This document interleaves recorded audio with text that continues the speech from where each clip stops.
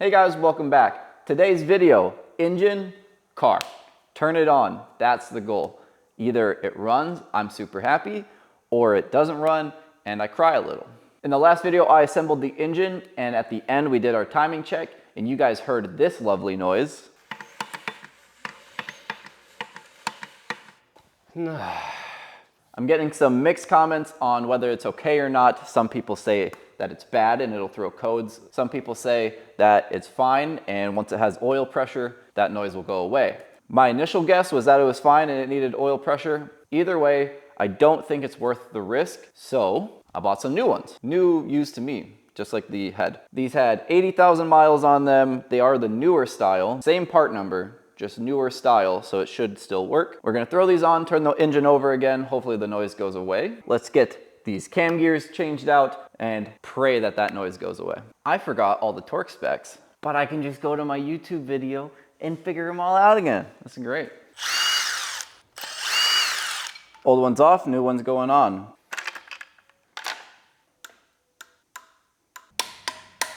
All right, moment of truth. We got our new cam phasers torqued on. If we hear that clicking, then it's definitely just you need oil pressure, and then everybody knows. So let's turn it over and see if we hear anything. Again, starting slowly, make sure there's no binding.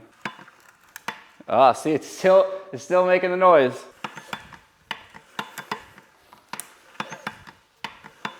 Well, who would have guessed? It's still clicking. So the odds of this one also being bad are quite low, I would say.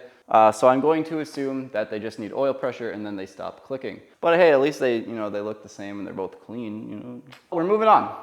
I ended last video saying I want to test the oil pump and make sure that oil flows everywhere. So I'm going to flip this over, get our oil pan on, flip it back over, put some oil in, and just hand spin it and see if I can hand spin it fast enough to get oil everywhere. Actually, before that, I'm gonna get these two solenoids back into these two holes right there. First, they're a little dirty, so I'm gonna clean them up quick. And with everything a little bit cleaner, we can just slide these into place. And there's just two little bolts to hold these in.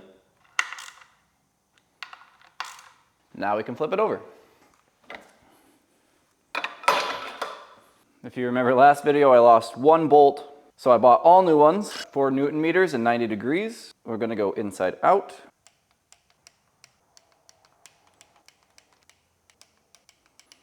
And then 90 degrees. Now we got this lovely new gasket here. Looks like it only goes on one way. With the gasket on, we can put on our amazingly clean oil pan.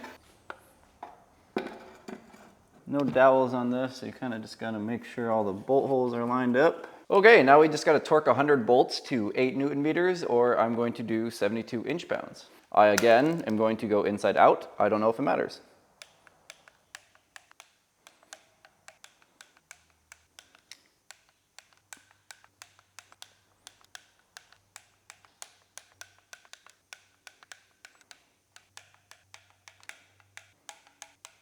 All right, 72 inch-pounds done. Now the short ones are 90 degrees and the longer ones are 180. With the oil pan back on, I can put this pulley's bolts back in. All right, I've decided against trying to fill this with oil and crank it over and see if we get oil everywhere. I'd have to put the turbo on with all the oil lines, or oil will just go out everywhere. So we're just gonna completely assemble it. And when we get it in the car, it'll definitely tell us if we have low oil pressure. So we got brand new gaskets on our valve cover here. I did lube them up. Before I bolt it down, I'm just taking a look at all of the gaskets to make sure they're seated properly. Great, all the bolts are lined up, gaskets in place. Let's tighten all these bolts down. With all of the bolts snug, and I inspected the gaskets, they look good. There is quite a funky torque sequence for this. They are all 8.5 Newton meters or 75 inch-pounds, but I'll have to put a picture up. You go corner to corner, and then, yeah, it's quite odd. So I got a picture here. I'm gonna follow this torque sequence, and I'll put that up on the screen for you guys.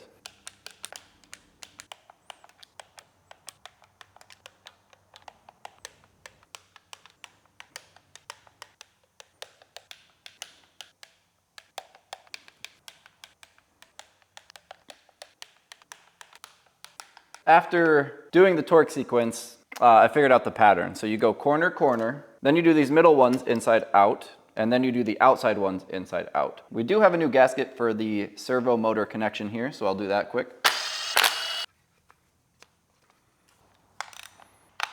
Now for the rest of this assembly, I'm actually watching my disassembly video in reverse and putting it back together that way. That way I know I don't put something on that I have to take off later because of another part that has to go on. So now what I did next in the video was take off the front diff. So we're gonna flip back over, put the front diff on. Before we put the front diff back on, I will of course clean it. So here we got a nice before and after.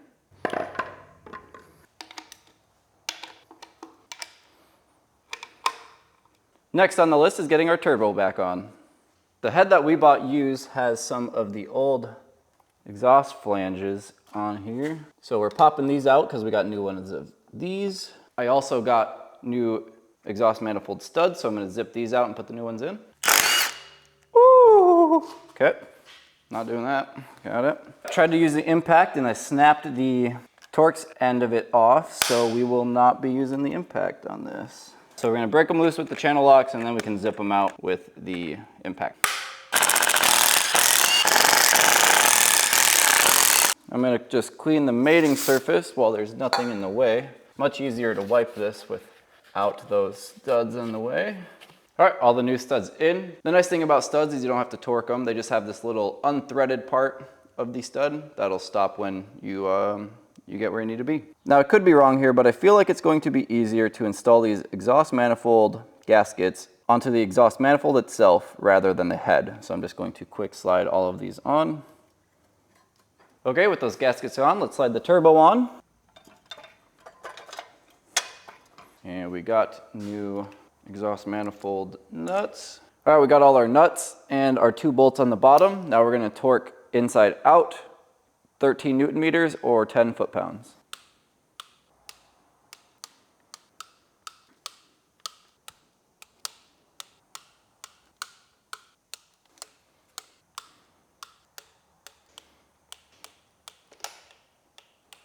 Now these bottom 2 bolts are 20 Newton meters or 15 foot-pounds.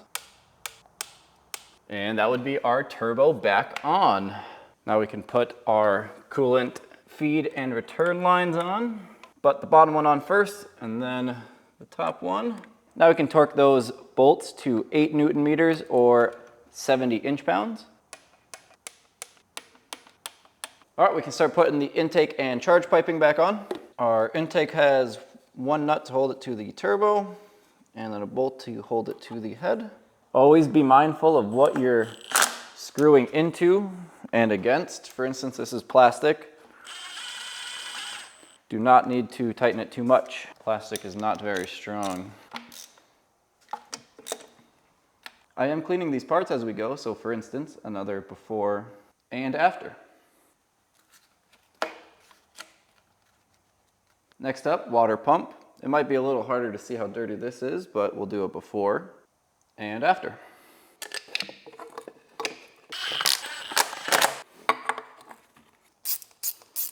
All right, got our water pump back on. We can put this coolant hose on.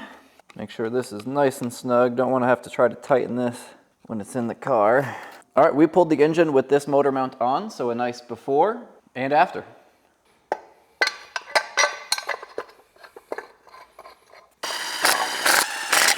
And that should complete most of our hot side assembly. Let's get to the other side.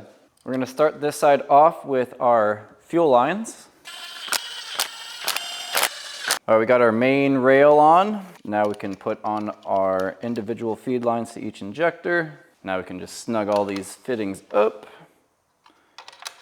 If there's any leaks here, they are not too bad to get to. So I'm not going to do any insane cranking on them here. We just got this big one at the bottom. There we go. That's our fuel lines back on. Next up, we got our oil cooler slash filter housing. This thing is very, very filthy. A little before and after. This is a huge transformation. I took the oil cooler slash heater off so I could clean in the gaps, and because I have new gaskets on both this surface and the cooler surface, and we have a new sensor on too. Now we can put our refreshed and super clean, well, all right, maybe not super clean, but clean oil filter housing slash cooler back on. All right, it's time to start putting some of our wires on. However, the wire loom's pretty caked, so I'm gonna take some time to clean it as well. It's a little better, but you can't really tell too much. So we're just gonna drape this side over and bolt her down. All right, I'm gonna just start plugging stuff in.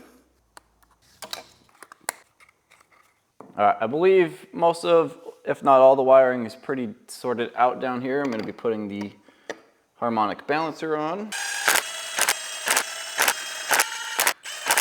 Harmonic balancer torque spec is 35 Newton meters or 26 foot-pounds. And it's very similar to a tire. You go across in like a star pattern for this.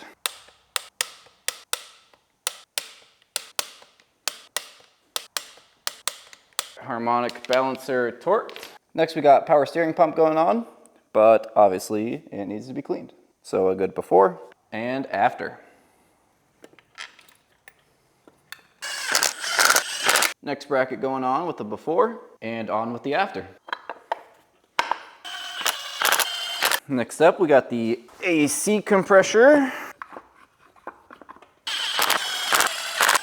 I'm going to put this bracket on to hold the AC lines. I will have to take it off to get my serpentine belt on, which will actually be pretty soon. I'll get the alternator on, take this off, put the belt on. First, a well-needed before and after. If I remember right, I took off the oil cooler / filter housing to get the alternator in, but we'll try again. So far, it's looking like, yeah, gotta take that off. It's easy enough. There's no oil in it, so it's literally 3 bolts. It's not like I even have to clean up a mess afterwards. So assembling this is out of order just because I actually took off the alternator in the car, and I forgot about that. And we'll put this back on after the alternator. Now we can get our alternator on a lot easier. I know I got it out. Oh, well, I have no clue how I got this alternator out with this bracket in, but I feel like I'm gonna have to take the AC compressor off. I'm undoing a lot of work that I just did. It's fine, let's do it. Let's get it over with. Now we can take this bracket and just loosen it.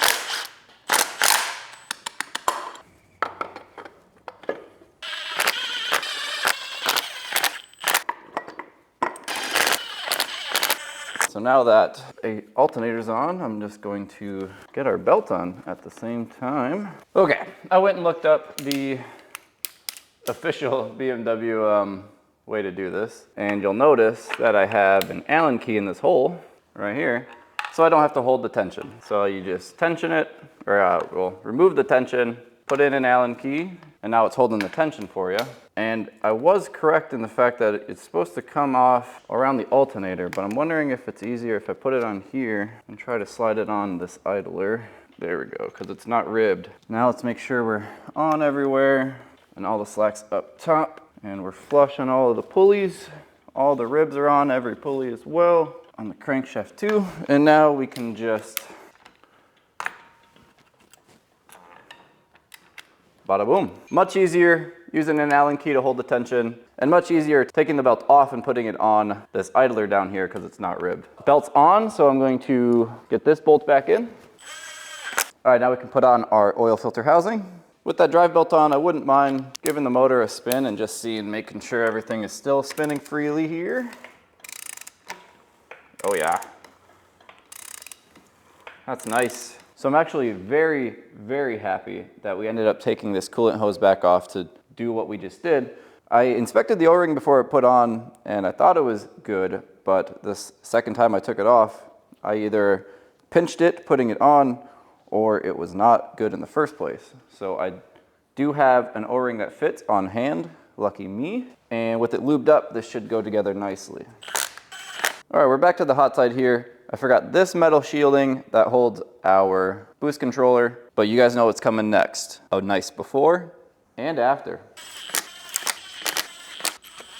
The short hose goes in there, and I'm not sure on the exact routing here, but I see a clip, and I'm gonna just snake it right in here, plug it into the wastegate. Oh, there's actually a clip here too that looks like it just goes right here. Okay, well, that makes sense for the routing then. We got clip, clip, and into the wastegate. So that is our boost controller plugged in. Okay, time to connect all of the wiring on the intake side. This will be a little bit for me and really quick for you.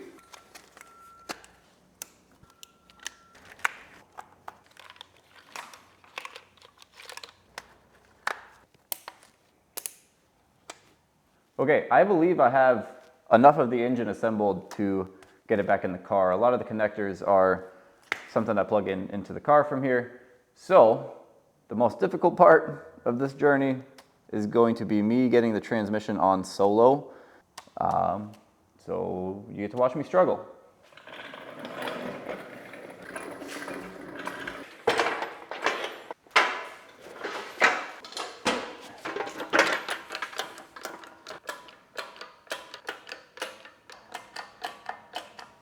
So to get the engine off the stand and on the floor so I can put the transmission on, I'm going to put the intake side motor mount on just like we did before so I can set it on the floor with some wood.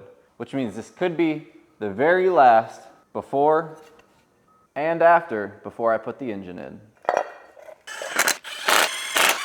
I just want to clarify, I'm only putting this motor mount on to set the engine on the ground. I actually will take this off when I'm putting the engine in.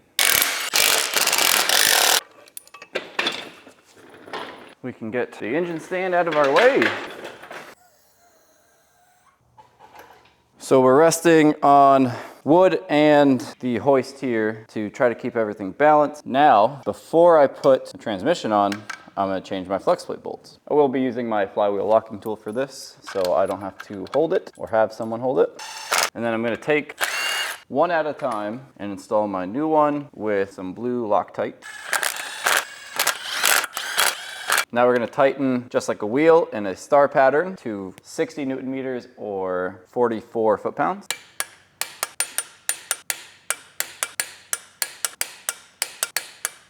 And then 45 degrees. Okay, now the fun part. With the flex plate torqued on, I need to get the transmission on. Can I do it? Oh yeah, I can do it. Oh, that sucked. I noticed I'm lifting up on the wrong spot. I gotta be up here. So let me fix that. So I got blocks underneath everything so I can quick switch this around. Silly, silly me. I got wheel dollies. Look at that. Look at that. I'm a genius. Except for I didn't think about it before I carried it over here. Gonna have to just lower the motor more. Now that we're a little lower, how we looking? Close, close, close, close. All right, before I get any farther, I need to get the torque converter in. So the torque converter still has fluid in it from when we took it out. I never drained it. So we're just going to slide her back on the splines. There we go. And I can see now, me turning the torque converter is turning the drive shaft on the back. We for sure will be draining and replacing the pan/filter on the transmission, but for now, torque converter is in. Now we just gotta bolt it to the engine. This stuff is always easier with a friend, but we're riding solo. We just see if I can just lower the engine a little bit more. There we go. It's all about finding the right angle so things slide together smoothly here. We have a couple brackets that go on the transmission that I'm gonna quick clean. So here's before and after.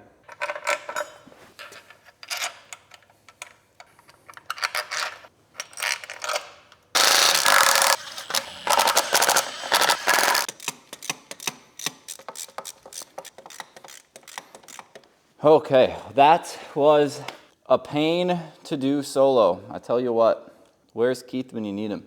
All right, the next part is also going to be painful solo. I need to torque my bell housing to the flywheel.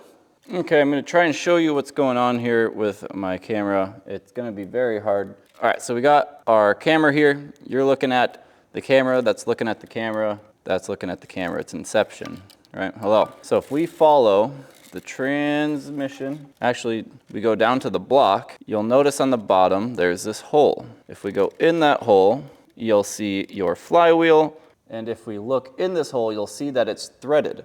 The threaded portion is actually the torque converter. So there's 6 bolts that connect the torque converter to the flywheel. You just have to go through the hole that's on the bottom of the block, actually the oil pan. There's a hole in the bottom of the oil pan.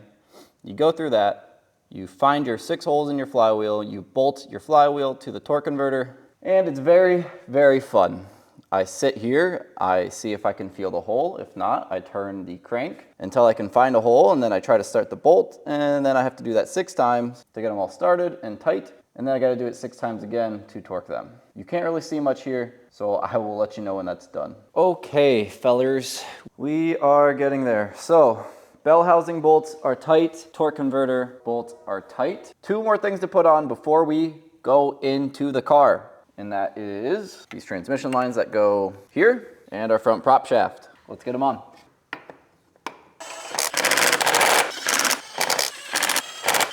right, prop shaft back on. Next we'll get this bracket on. So it's like this.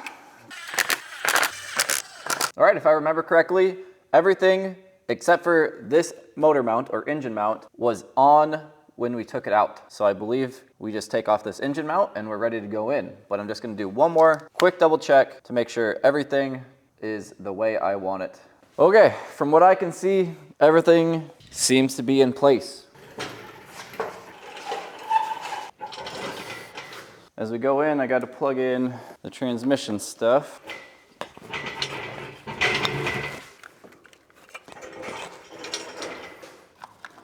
All right, transmission's plugged in. I'm gonna be routing these wires as I go. Always looking around, making sure I'm not breaking nothing. Oh God, thank you. Okay, I'm putting the motor mount on. And now I gotta do the tranny mounts.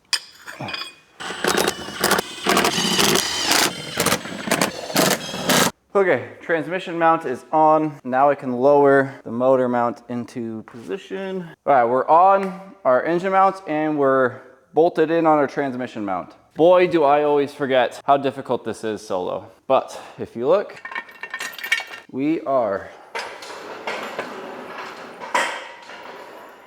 done with the engine hoist. Now the very easy process of just buttoning everything up. You know, just plug in all the wires, connect all the hoses, don't miss anything.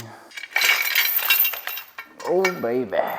Next up, starter. We had the starter out so that we could pull the engine. Now that the engine's in, we can put the starter back in. Short bolt goes on the bottom, long bolt is on the top, and it comes from the back through the bell housing. Okay, starter's on and tight. Fuel line going on. Getting stuff figured out. I really haven't plugged anything in. I've just been checking where stuff goes. I'm learning where all the wires go so that when I put the intake on, everything's on. But I'm putting on our starter wire. So we got our starter signal wire in, and we got the power going to the starter. So we can tighten that up. And we can do the same with our alternator wire as well. Alternator wire tight, I'll put the cap back on. Now we can tighten starter. That would be starter and alternator wiring complete. Everything's plugged in. We just gotta put the intake on. Okay, intake is on. Throttle body's plugged in. Yeah, we're getting there. Oh, my back. Okay, major update. I have all the wires plugged in. Unfortunately, the power steering line on the bottom of the power steering pump cannot be tightened unless you lift the motor. So if you're doing this, word to the wise, tighten that line before you get here where I am. So now I undid my motor mount so I can lift the front of the engine here. So now that I lifted the front of the engine, I can get to this power steering line and tighten it. Minor setback. Oh, you guys can't see right now, I'm sorry, but I'm just tightening the bolt. Oh yeah. Okay, that's tight. Bada bing. Now we can lower the motor back down. Now let me tighten those motor mounts again. Okay, fast forward. It's been a bit. We're putting oil in it though. Time for the big one. Oil's in. Everything's hooked up. So I put the downpipe on, got the O2 sensors on. It's gonna be loud because there's no exhaust on it, just the downpipe. So it's cat, turbo and cat, so it might not be too loud. There's no MAF sensor, right? It's just unplugged. It should run with it like that though. I should take off the accessory belt. That way we don't have power steering whine while we do our first start here.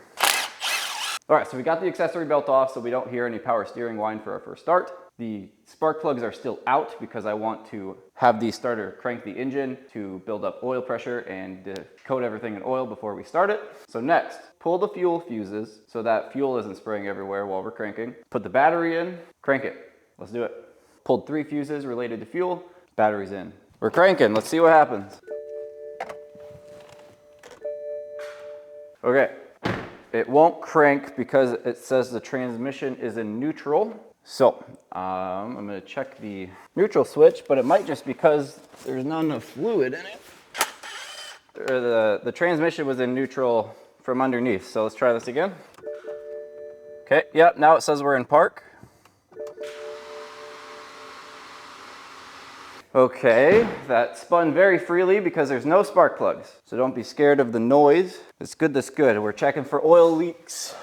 Let's put spark plugs in. We gotta do spark plugs, coil packs, and put our fuel fuses. So our spark plugs are going in. Spark plug 1, spark plug 2, spark plug 3, spark plug 4. Putting the intake on before I forget. 2 more nuts, and we can snug the intake down. Okay, intake is 15 Newton meters or 11 foot-pounds. And you start with the bolt.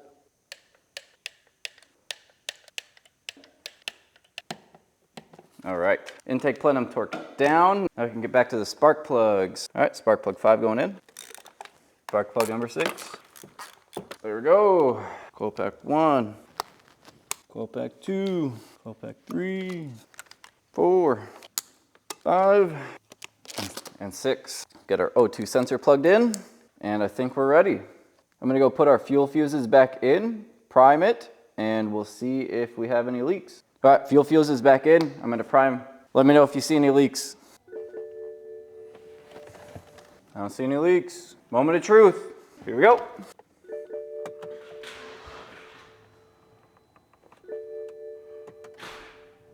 Okay, it doesn't like the transmission again. Okay, I found it. I put the ground on, but I didn't actually tighten it. All right, let me go tighten that ground, and then I think we're ready to go. Okay, ground is tight. We're doing it. What else could be wrong, right? We're starting it. Here we go.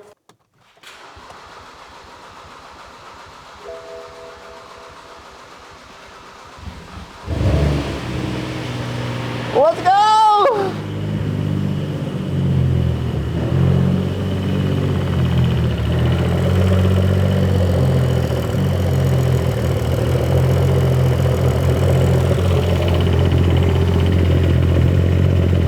I don't see any leaks.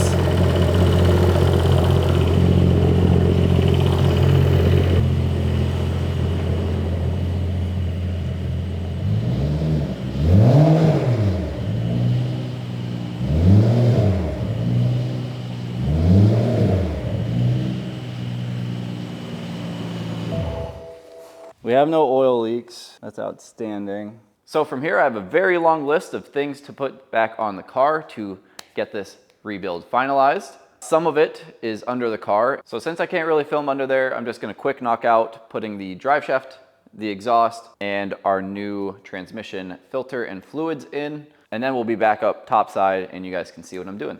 So let me knock that out quick. Got that axle in. Next up, we got the charge pipe that goes to the throttle body, but a nice little before and after. Slide it on the intake, pop the clip on, plug in the wire. Now we can put this vacuum line on. Tighten down our power steering reservoir. All right, intercooler going on. A little hint, I'm not gonna clean this for reasons. Okay, intercooler on and charge piping on. Next, we got the power steering cooler. Get these hoses on. Radiator next.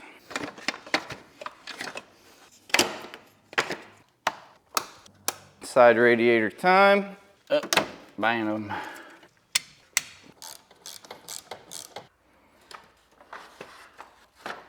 Just slides right into place.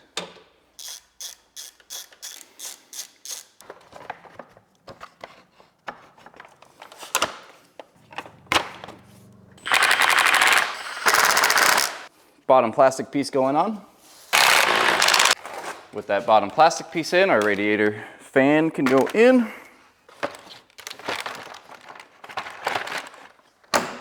There we go.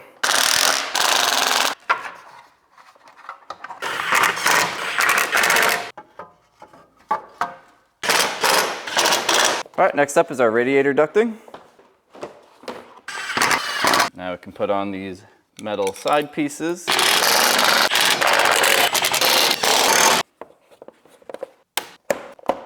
Bada boom.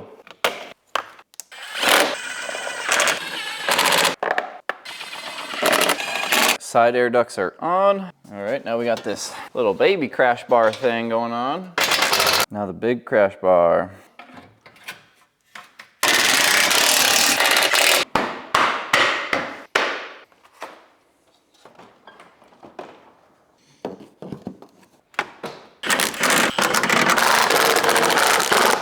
That's bumper on. Next up, we got fog lights. Now we just pop these grills back in place. All right, so all that's really left for plastic pieces is surrounding the engine here and our wheel wells. I'm going to actually fill all of our fluids before I continue it. Honestly, I should have filled all of our fluids before I even put our front bumper and that radiator shroud on so I could easily see leaks. But most of the hoses are up front here, so I should be able to see them. So let's fill our power steering fluid, and then let's actually pull vacuum on our coolant. Okay, first up, power steering fluid. Now we're gonna pull vacuum with this lovely tool. So we got our coolant reservoir. What we're gonna do to fill this to perfection is pull a vacuum on it. Now, we're gonna open up this valve. Okay, we're at -24, so we're gonna wait just a minute or two to make sure we don't have any leaks. It's been a couple minutes and we held vacuum, so everything is sealed properly. Now, we just fill her up with coolant. So we're gonna open this valve and the coolant will start rushing in. And that looks like vacuum all gone. Hose is full. So now we're gonna close this. That is our coolant full. All right, real quick, I'm gonna go underneath and fill our front diff fluid. I'm gonna reinstall this firewall piece here. 4 bolts holding this in. Let's put some intake pieces on.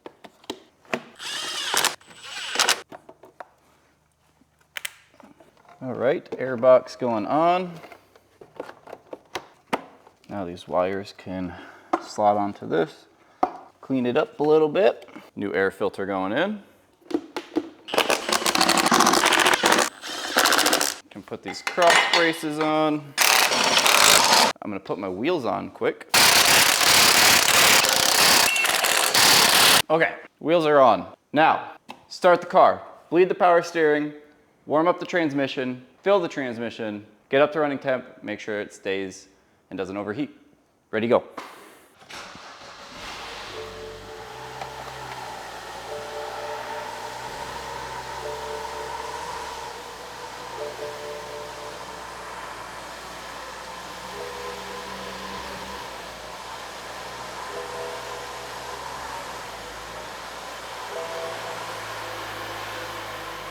All right, engine sounds great. Power steering, good. I'm gonna have to go buy more. So good there.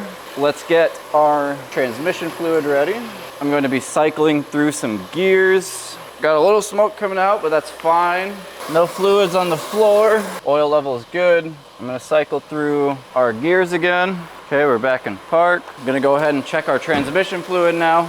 Fill plug is out. No fluid came out, which is expected. Now we just gotta fill it right next to this hot exhaust. Okay, it's full, it's coming out, it's coming out. Okay, fill plug is tight, baby. Let's get out of here. I still hear a squeak. I'm worried a pulley is, everything is spinning. Looks like it's this bottom pulley. I wonder if I spray it with WD, what'll happen? I don't know if this is a good idea with the WD, but we'll try it.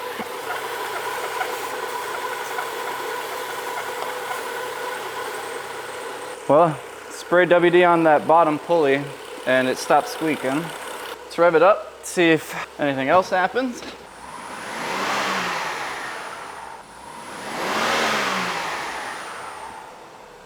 Yeah, 240 is when the fan should kick on. We're not quite there yet. We're still not even getting, it seems pretty steady at like 220, 230 degrees Fahrenheit, and the fan's not kicking on. All right, good news. I found my, the nuts. I found my nuts for my hood. Let's put it on. My wife's gonna help me. All right, hood going on. Hold the bottom in. Like you don't have to hold, you can hold the top, that's fine. Just get your nuts started, it don't matter. And then don't tighten them yet, because what we need to do is if you look, there'll be like a scratched spot. You see where it's not black? And that's where they need to go, because that's where the hood was before. So you gotta like lift it until it gets to that spot.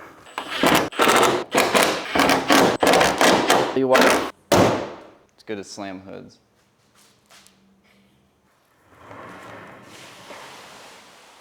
Sliding in a frame just like we did at the beginning of the series. But the series is far from over. No, there's much, much more to do.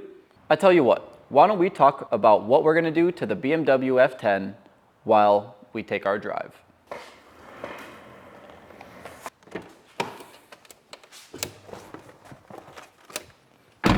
All right, here we are. We did it. Car drives fantastic, shifts good, engine sounds good, rides smooth. I would say this has been very successful. Another very interesting fact, when I dive into the vehicle info on the infotainment system here, it tells you service requirements.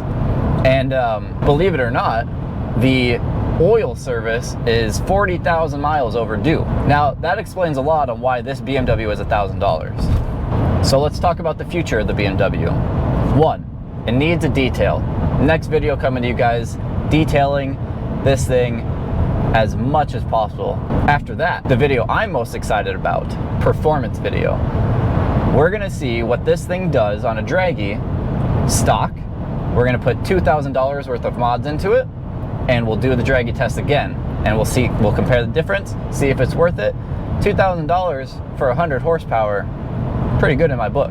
Third and final video is going to be a nice little recap.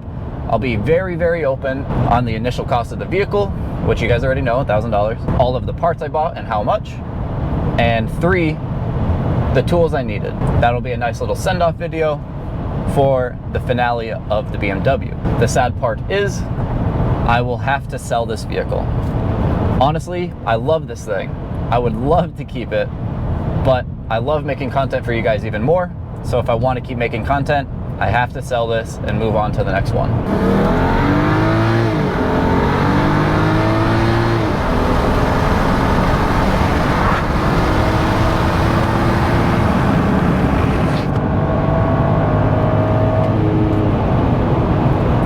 Fantastic. Right up to the speed limit, not a mile per hour over. Car sounds good. Car shifts good. Again, a very successful rebuild, guys. This has been the best deal of a vehicle I've ever purchased. Until next time, we can always beat it. All right, we're coming up to my turnoff, guys. If you want to see the detail, and if you want to see what $2,000 of performance parts gets you on a BMW F10, subscribe. It helps me more than you know, and you'll get to see the next videos. Thank you so much for watching. I'll see you real soon.